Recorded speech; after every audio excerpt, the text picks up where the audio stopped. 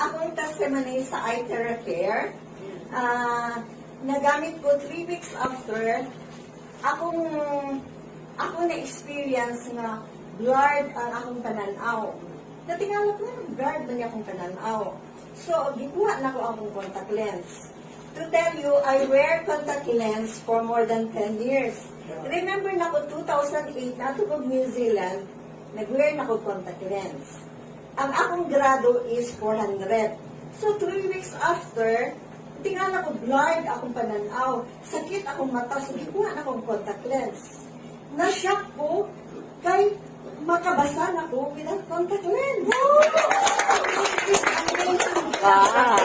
So, while using the iTeracare doon sa akong mata, syempre, ma-appeal man ang akong face.